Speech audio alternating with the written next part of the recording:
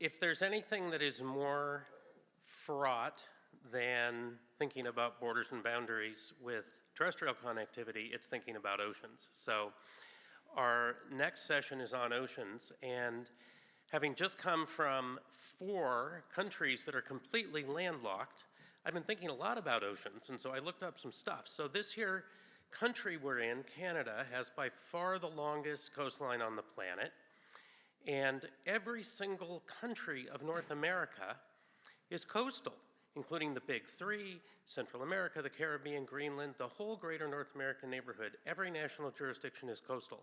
No other continent can say that. Just under half of the US's states and most of its people live in coastal jurisdictions. Just over half of Mexican states are coastal. 11 of the 13 Canadian provinces and territories have saltwater coastline. This is a serious conversation when it comes to thinking about biodiversity and continental strategy. So it is a great pleasure to welcome up here Eduardo Nájera-Hillman from Colorado State University, not a coastal jurisdiction, by the way, and the panel that will be engaged in a conversation with him right now.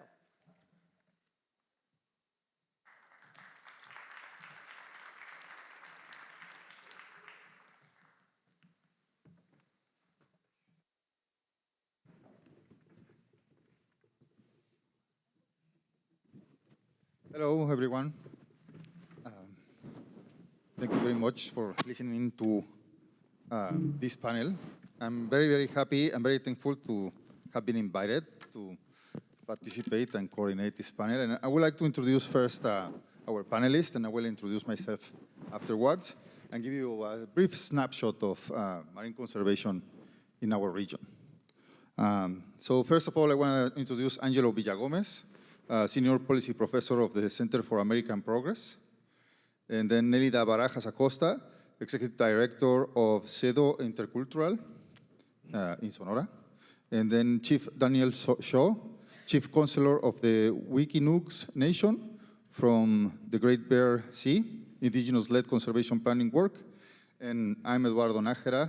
I work for Colorado State University as Mexico engagement specialist because we hold a small facility in the southern end of the Baja California Peninsula, and trying to encourage a lot of connectivity, academic connectivity of Colorado State University with Mexico, but also now with Canada, obviously. So on a brief snapshot of the connectivity and the conservation impact in the oceans in North America, I would like to mention that like connectivity in the oceans in North America, wherever you stand in the planet, whenever you put your foot, you will have connectivity everywhere. No? Like if you stand in Argentina, you will have connectivity with Chile, and you will have connectivity with the Antarctic. But here in this region in North America, the connectivity is very obvious. No? And only I know it more, and I'm more familiarized with the connectivity here because I've been living here and working in conservation and working binationally for a long time. No? So there are many examples. No? Wildlife will show us the connectivity that we have. No? Like, for example, we can see here on the screen the migratory route of gray whales. We can see the distribution of the blue fin tuna in the lower map there. And we can also have examples in the other coastline in the Atlantic of larval dispersal of species like the spiny lobster connects not only the Caribbean, Mexico, the Gulf of Mexico, and the North Atlantic passing through Florida. But we also have like a strong connectivity oceanographically. You know, the two currents, the California current and the Gulf Stream, will show us all this oceanographic connectivity that we have. But also we have a long history of connectivity in terms of commerce. No? We can see there in the maps the current maritime connectivity that we have in terms of commerce and marine traffic. But also we can see the other map, a really old map from the now of China, where we had connectivity since the 16th and 17th century in terms of commerce in all the North American Pacific and even with Asia. Can we flip to the next one, please? Well, before that, we have a small, can we go back to that one? And then culturally, we're also very connected culturally. There's always been an exchange of people along the coastlines in North America. Like in the center, you can see a picture there. Those are Hawaiian ranchers that developed this like beautiful guitar music, and they were inspired by the guitars of Mexican ranchers that were traveling and moving into Hawaii a long time ago, and they brought like traditions and how the cattling and the cowboy style of life, way of life, and also the music. So we're culturally connected. Now people eat fish tacos and ceviche everywhere in Canada and the US. And we in Mexico City, we can have, or in anywhere in Mexico, fish and chips or a nice clam chowder. So we're very, very, very connected. Culturally, ecologically, oceanographically, also connected in commerce and in industry. Think about the oil industry, the ports, think about tourism, think about fisheries. We're very well connected. Now the next one, please. And we can look at success in conservation, the success in conservation and in connectivity that we have done in the last decades. We have seen species to recover, like the Guadalupe fur seal, from a really small population in the brink of extinction in Guadalupe Island. It got recovered, like that's on the red dot on the map there. That's the only population that was left. And then after efforts of recovery and conservation, now we have all that big distribution all the way to Canada and all the way to the Gulf of California and Mexico. We also seen the recovery of some sea turtle species like the olive ridley sea turtle. And we have created this massive network of marine protected areas across the Pacific and also in the Atlantic that have now proven benefits. We have seen spillover effects on fisheries from large protected areas like the Hawaiian sanctuaries and the Revillagigedo archipelago that are now proven that have spillover effects for fisheries.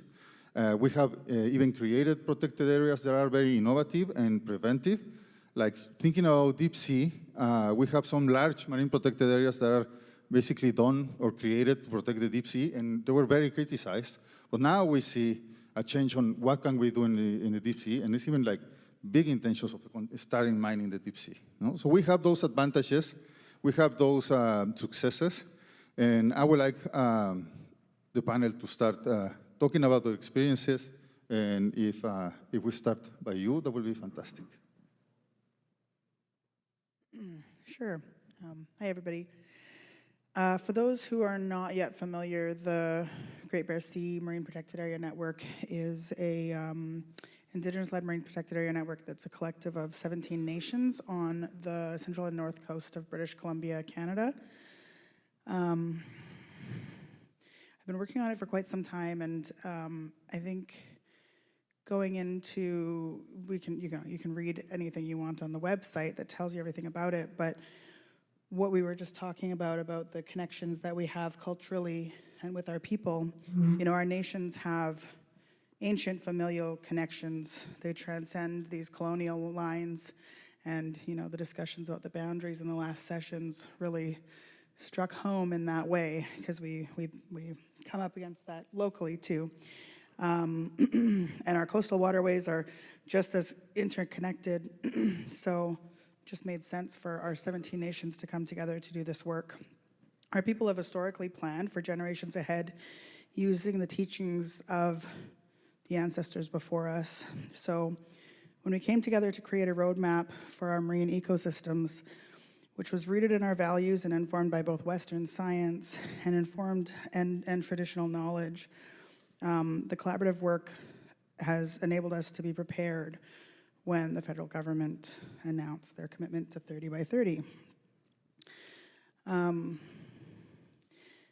When we were really working together to do the planning, each nation determined the zones that they were, the zones within their respective territories. This was harmonized and it created the network itself. The zones cover varying levels of protection, layering several regulatory tools in an effort to target the specific priorities in each zone, including Indigenous protected and conserved areas and National Marine Conservation Area reserves. I find that when we place these targets like 30 by 30, oftentimes we see large offshore areas begin to be the priority because they're easy to meet those numbers, and then we can say we did it. And it's easy because there's very little human impact.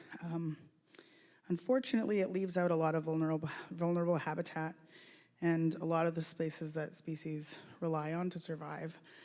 And so we really wanted to make sure that this plan made sense, like that we were actually looking at the areas that were culturally vulnerable, not culturally, but vulnerable, and build a foundation to protect those habitats and to strengthen the entire ecosystem, while also safeguarding our nation's cultural and traditional harvesting practices. As I mentioned earlier, we are planning for the future, so we specifically determined the zones within the network to incorporate the livelihoods of all coastal communities, including those who are non-Indigenous. A thriving ecosystem ensures abundant resources such as salmon, herring, prawn, groundfish, shellfish, and on and on. In turn, this will build a more sustainable economy and provide the balance that is really needed when it comes to this type of marine planning. That's kind of a broad level overview. I don't have enough time to get too into the work that we've done, but in terms of next steps, we're really working closely still with Crown partners on boundary and zone establishments and smoothing out any of the wrinkles that we need to before implementation of the plan. And then internally, we're also building capacity within our stewardship offices, our Guardian Watchman crews, our technicians, ensuring that we're prepared for implementation of such, such monumental work.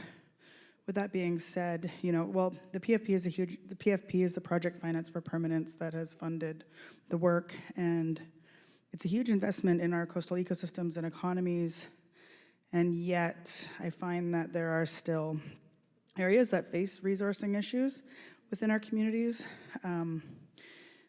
The investment, once broken down between 17 nations and over 10 years, the amount that we're working with is still quite modest. And just as was mentioned again in the last session about this complex puzzle and just the pieces, this is one piece of a very complex puzzle. Our communities are contributing a lot of our own resources while balancing other priorities. We also have to think about safe and affordable housing, education, health and well-being, critical pieces that need to be in place to ensure that the work is done well. Within our communities, we also have to consider that the land can only be as strong and healthy as those who sustain it. So I think through this work and as we move forward, the one thing that I keep in the back of my head is that we need to find that balance. That's going to provide the strength that we need moving forward. So thank you. Thank you very much. Thank you very much, Danielle. I would like to continue to our left with Angelo, all the way to the screen. Hey, thank you very much. Half a day, everybody. That's how we say hello from the island of Saipan. Half a day. Repeat after me. Half a day. Half a day. Half a day.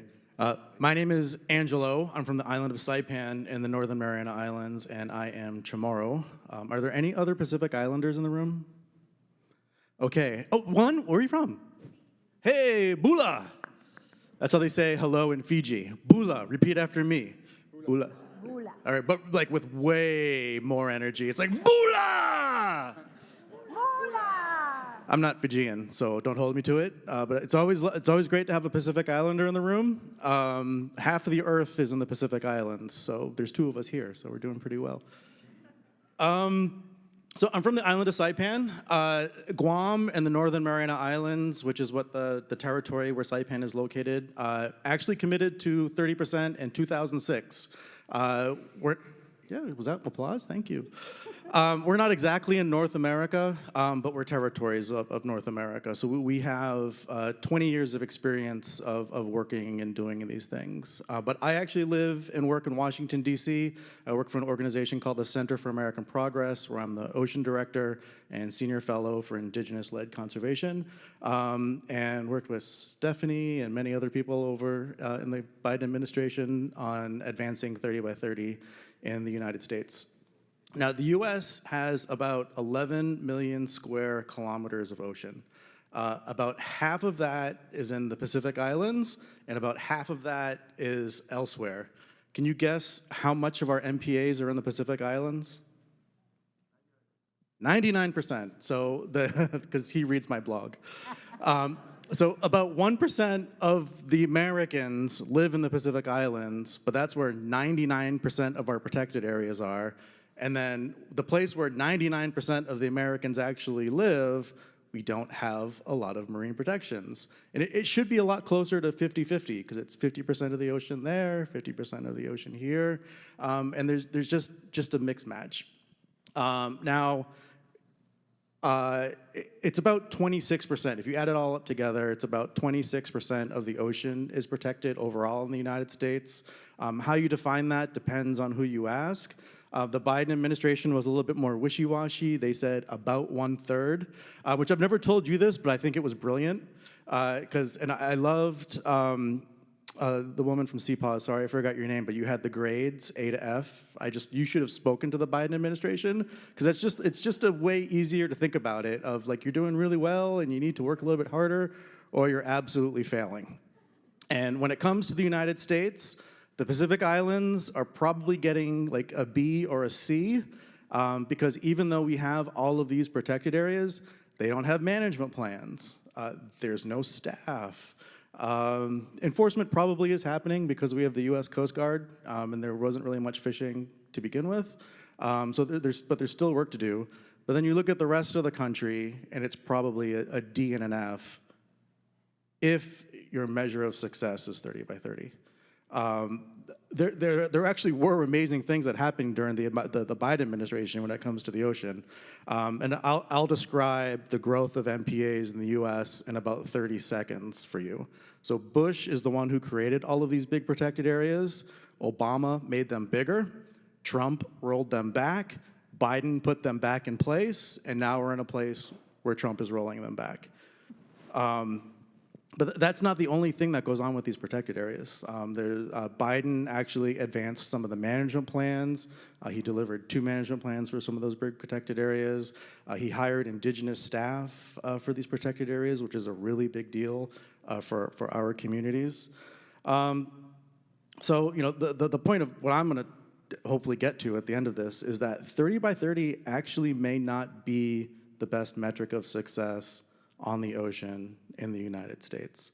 It may be a good measure elsewhere, but there's just a lot of evidence that things have not advanced the way we kind of dreamed this up when we started working on it 20 years ago.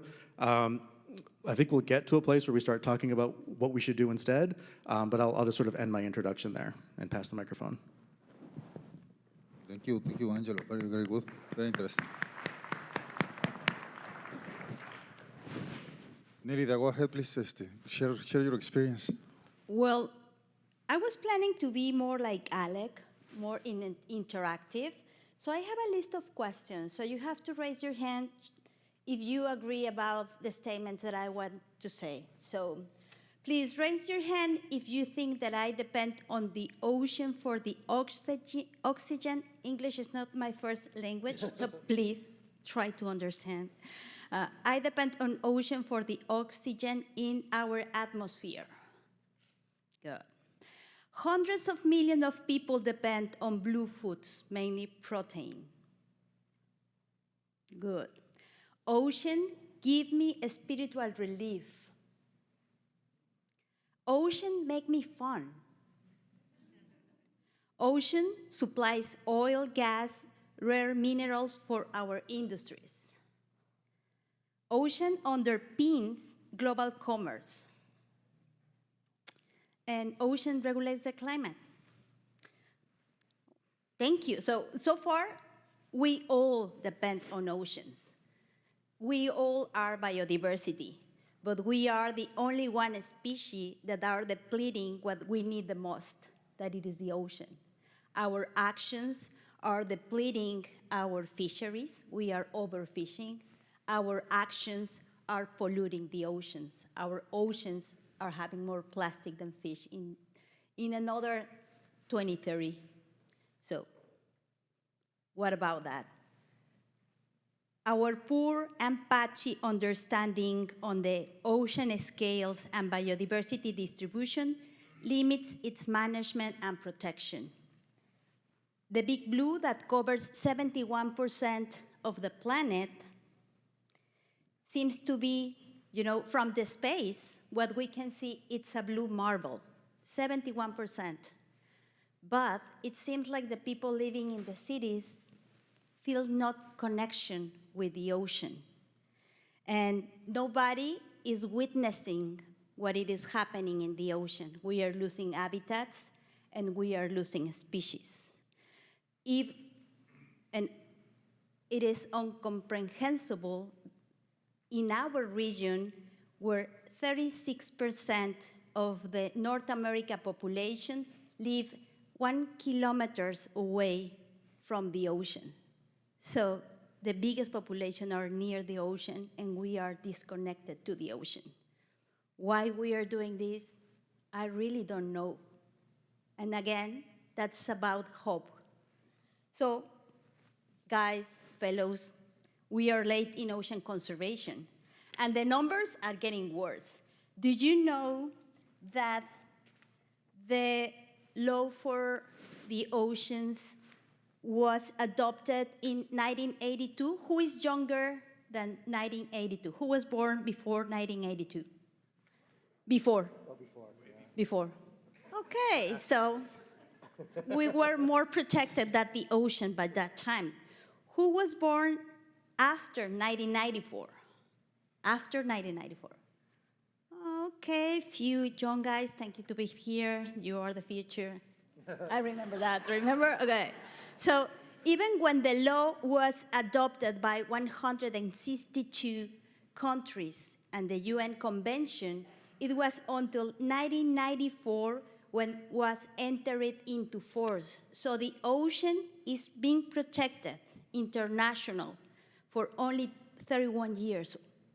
So we are way beyond protecting the oceans. We are on depth with the oceans. But okay, we are not here to sorrow. We are not here because we are here because we want to make the change, because we want to change what it is happening. I wrote down one of the Dave's words that says, we are disruptors. We are here to provoke. We are here to inspire. And that's exactly what we try to do in the organization I work with. I work in the Northern Gulf of California. It's one of the 24 marine ecoregions in North America, and I want to show a small video that we prepare. So if somebody can help me with that, please.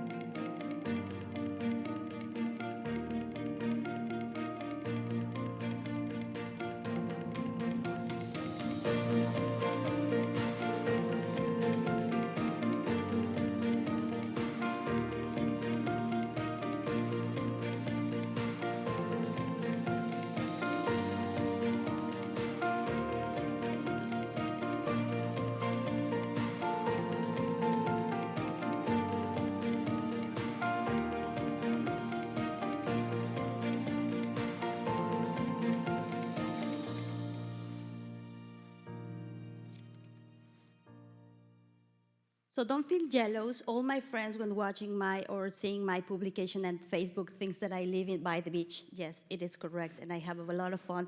Yes, it is, but I really work a lot for this. So I work for this small binational organization in a trinational territory. It is the US, it is Mexico, but it is also the Tohono O'odham Nation.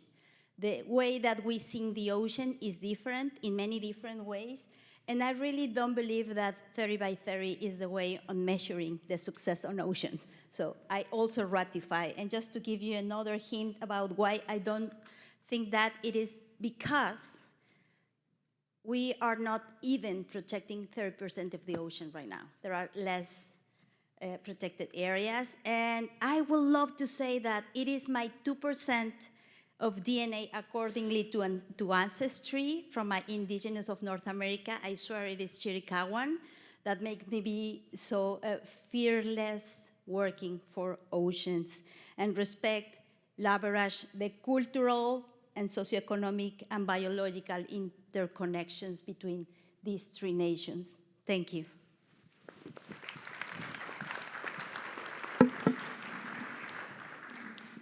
Thank you very much for the three of you. Very inspiring work. Thank you for sharing the knowledge, the motivation, the experience. And I would like to continue getting more information from you for everyone here. And we already discussed here that 20 by 30 is maybe not the best way of measuring success. But what will be some novel ideas, approaches for understanding our impact in meeting biodiversity goals in marine areas? Novel ideas, like not only related to, I think, new technologies, but just like novel approaches. And I would like to hear from you, the three of you, about these new things that we can do, maybe new work or projects that you have in mind for the future. I know we all here in this room, we are thinking about all the challenges that we have for the future. And we already have projects in mind, and I'm pretty sure you, the three of you, will have some ideas and projects going on, and I would love to hear about it. Danielle, if you would like to share with us. Yeah, actually, just really quickly, I was going to say, according to Ancestry, I'm actually 2% Pacific Islander, so I should have put my hand up. Welcome to the family. Yeah. When do we eat? Yeah, exactly. We actually have a lot of artwork, Hawaiian and New Zealand, and all the artwork up in on our coast too. So definitely, we've had some visitors. Oh well, I mean, our focus has really been for many years now, really getting to this place. I talked about balance before, though, and I think that a lot of the times and I'm kind of going off script here, and this is just kind of personally, I think that we talk about protections, and I think that protections are crucial, but I really think that we need to look into sustainable industries and how to ensure that we are strengthening livelihoods of people in a sustainable way, and the way that we're doing things now just isn't. And so when I think of our coast, when I think of our fisheries right now, we have these large-scale commercial fishermen where the licenses cost millions of dollars, the boats cost a ton of money. Local fishermen can't afford to even get into the industry and make money. It's people who have money making more money and really overfishing and overharvesting, and we're trying to protect from that.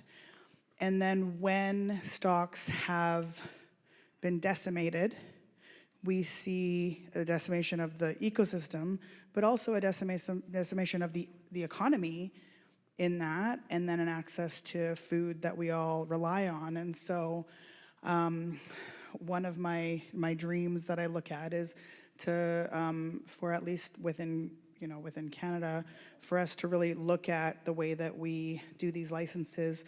Our nations are doing something similar through the Fish Reconciliation and Resource Agreement that we have with the federal government, where we have community-based fisheries, and so we have small-scale licenses and small-scale boats, and they're able to sell local and everything.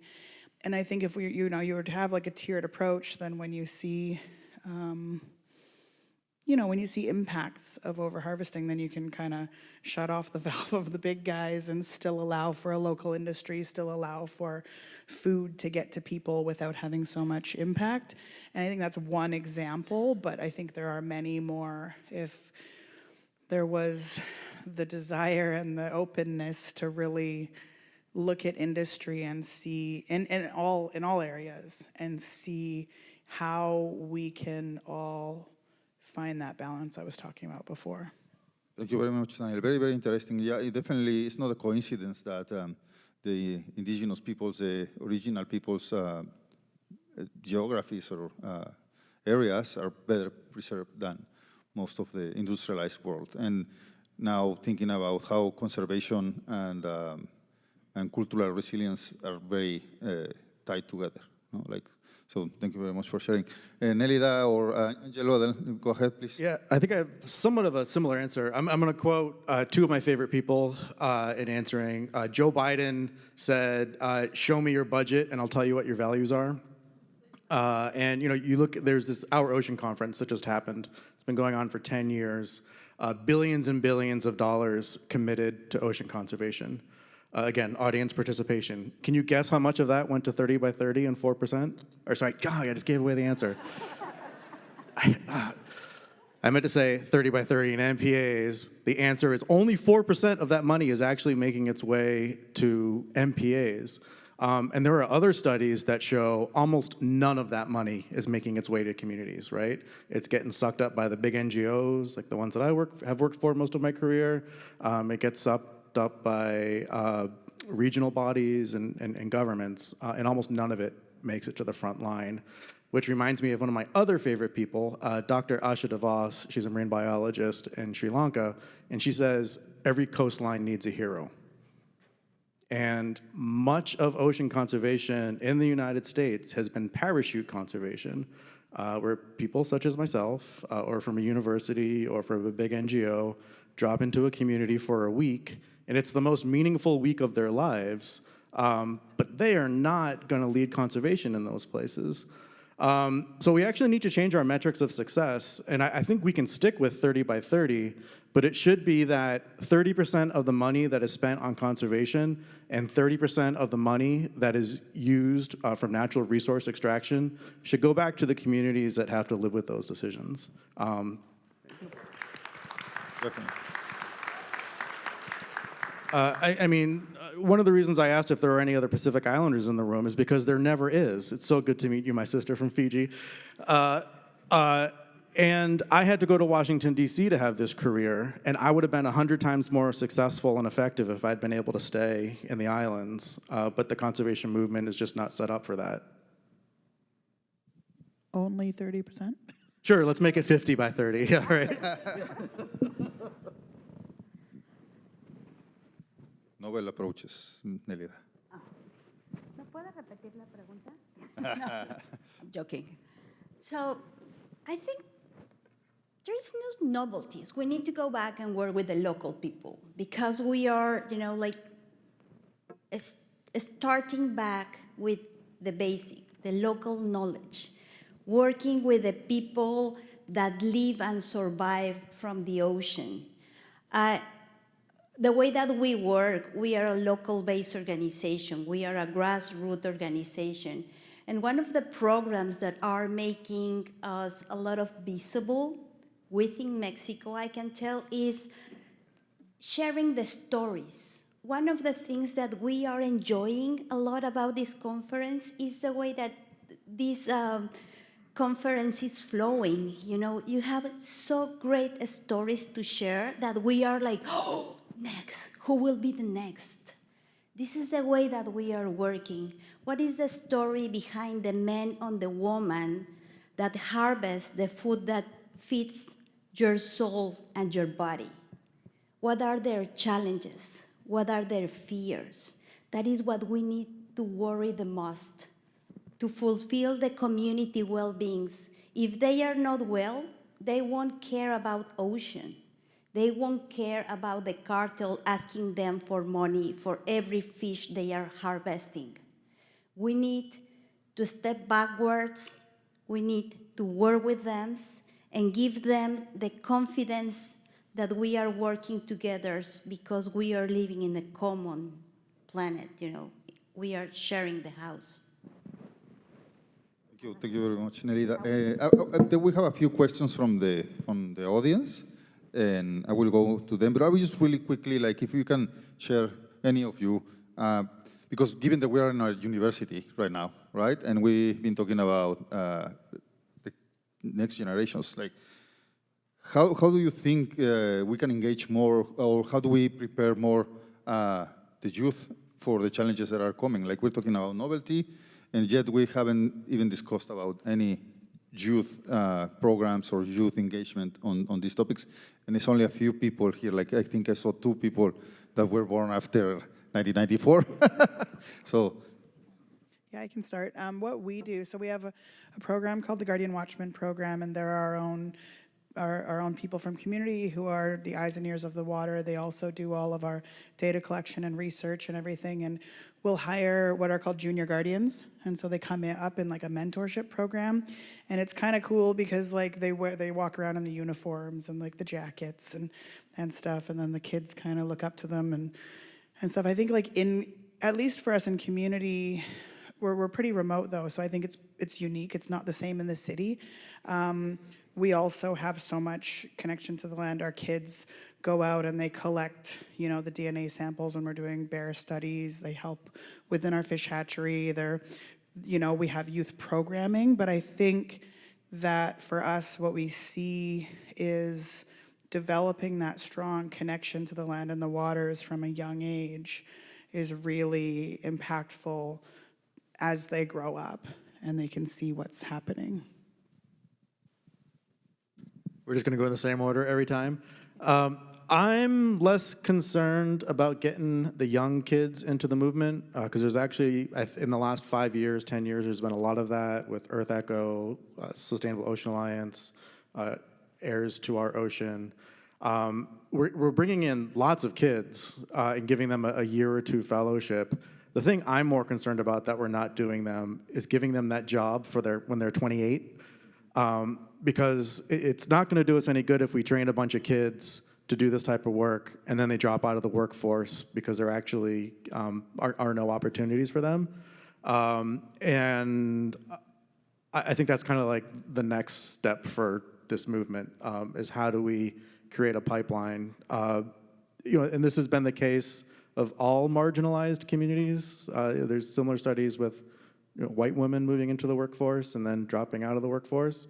And you'll see the same thing with indigenous communities and minority communities, where we have lots of bright-eyed kids coming in, getting college degrees, get a job for 2 years, but then dropping out.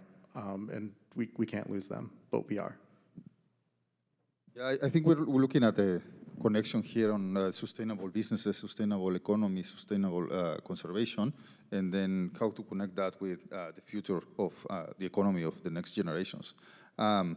Maybe a new question, Nélida, like are market certifications, because you work in fisheries, are market certifications or labeling initiatives for seafood having a meaningful impact on harvesting practice, conservation, or supporting new or innovative industry or small businesses development?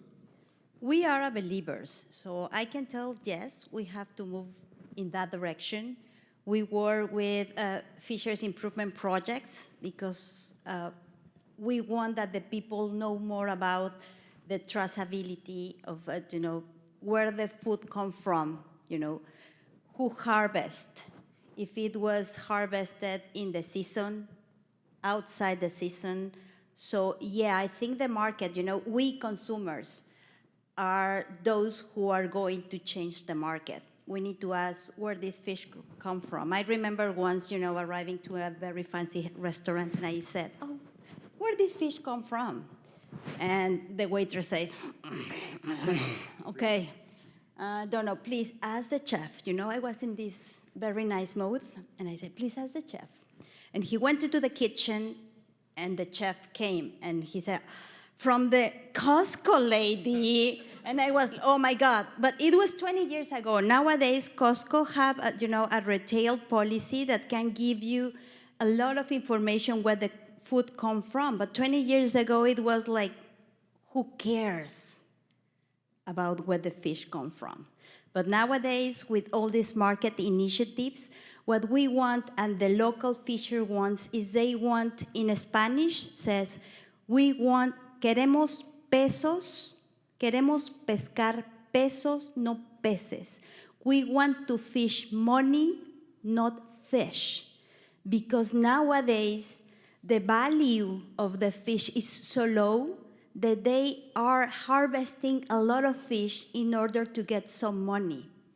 Many people, due to market initiatives, when they can demonstrate that they are doing sustainable fisheries, they have a better price for their products. And now we are demonstrating that better prices are also related to human rights, to better practices, to other things that are improving not just the fish, but the life in the community. And that's making a difference. Thank you, Nélida. There are now two questions that are, I think they are connected. What role can the locals play in maintaining the rule of law in marine environments such as the Upper Gulf of California, or will improved enforcement technologies will help communities protect and manage their MPAs? I don't know if you have some experience, Danielle, on, I don't know, like poaching or illegal fishing or illegal harvesting in your own geographies. Yeah, we definitely do. And like I mentioned, we have our Guardian Watchmen, and they have, tablets on our own systems. And so they're able to, it tracks everything. It tracks where they go. It tracks any illegal activity. It tracks any kind of wildlife sightings or anything. And as soon as they get back to the dock, it uploads onto the system. And so if I'm sitting in the city in a meeting with DFO, I'm able to look at it right then and there and be like, whoa, okay, this is happening here, and stuff. So that's been really helpful. And, we've been working with local stakeholders as well, and that has really helped, because I think if you get in the room a lot of the time when it comes to a lot of local stakeholders, you have a lot of the time some of the same kind of values sometimes, and you want the same things. It's just how you're going about it that's a little different. And and so yeah, boots on the ground has really helped us. Having locals on the ground has really helped us. I mean, and then it's our own people too, just not even our Guardian Watchmen who know the territory, who know the water, and who know everything. We just have a lot of eyes everywhere. But you mentioned off the coast of California and everything like that, and I'm similarly curious. Yeah, I actually have an example, if you allow me, how the participation with technology together with the community makes an improvement of the management of some protected areas. For instance, in the Bay of La Paz in southern Baja California, in the Gulf of California, there's all the outfitters, all the boats that provide tourist services to go and watch the whale shark must have, and it's their idea, must have a GPS tracker on real time.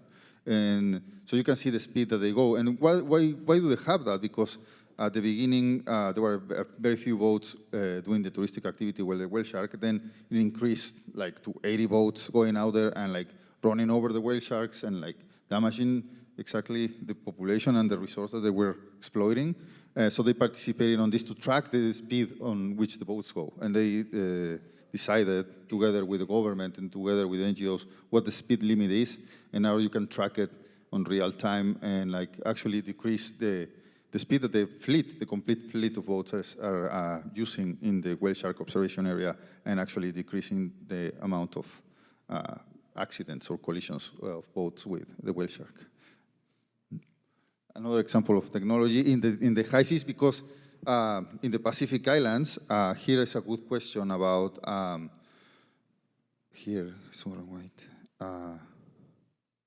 so should we focus marine protection in areas of high marine biodiversity or areas of high marine productivity? What do you think, Angelo? Both? Or? Yes, we should. Well, we have 2 more minutes to go on this panel. I don't know if you would like to talk about, we have a few questions. How do we need to improve MPA effectiveness? Do we need to better remote technologies to better measure how MPAs are doing, especially given that so many of them are in far-flung areas of the ocean? I can answer a little bit of the last question and that question. I think for the U.S. is we have these far-flung protections. Trump has already rolled some of them back. He's not going to roll all of them back. We need to make sure that works. Like, we need to get management plans in place. We need to get community programs going. We need to get the territories bought into these protected areas because it's gone poorly the last 20 years since they were designated. But we can do more than that. We can also work in the rest of the country on some of these nearshore areas. Lenfest did a study last year, the Marine Biodiversity Dialogues, where they looked at the network of US MPAs and found that there's just like a complete mismatch where all of our protected areas are where the biodiversity is not. So the US really needs to focus on nearshore, places where there's kelp and coral and seagrass and salt marshes and mangroves and maybe even salmon. And that's just gonna look slightly different than those big protected areas out in the Western Pacific. I did my first kelp dive ever last week in the Channel Islands in California. And you know, kelp lives within, like, it's right by the shore. I actually wrote a blog for this conference, and we'll get it up eventually. But Canada and the US have the largest kelp habitats in the world, but only 2% of US waters have kelp. So if we want to protect kelp, it is not going to contribute to 30 by 30 because there's just not that much of it. But like, you look at the biodiversity in the kelp and the animals that live there and the carbon that is in those ecosystems, and then just the connections that people have to kelp. And I know people in this part of the country have used kelp for millennia for many different reasons. And that's like the other thing that the US needs to do. I think I can quickly add to that, sorry. We ended up, totally agree, and our areas are closer to the near shore. We ended up having to drag government kicking and screaming to really kind of get them to pay attention to it, because it's not a lot contributing to 30 by 30, but it's an important area. Well, even when there is the time is up, I want to say thank you to Hem. Hem is our primary researcher at CEDO, and she is the one that is working really with making this science policy. She's making the science and I'm making the policy. So we together make the science policy interface. There is a lot of work between the organizations we work in order to provide the data. And now she's working in this Ocean Health Index. So taking back the question that protecting the high biodiversity versus the non-biodiversity, I will say it again, we don't know. There's a lot of things to know about the ocean yet. So where is the biodiversity before we need to know more about the ocean? So Ocean Health Index that she's working with, modeling Atlantis and climate change and vulnerability are one of those tools that can provide solutions to one of those questions. Thank you. Thank you very much. Thank you, everyone. We're up to a recess, right? Yep. Okay.